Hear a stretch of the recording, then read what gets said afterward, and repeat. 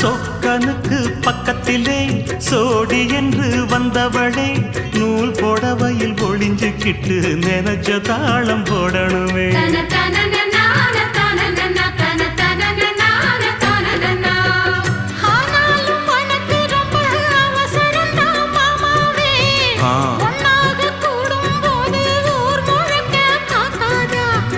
பார்த்தாலும் தவறு இல்ல பனியுறங்கும் ரோசாவே உன்னால சொத்த வச்ச மூக்குலதான் வைக்காதா.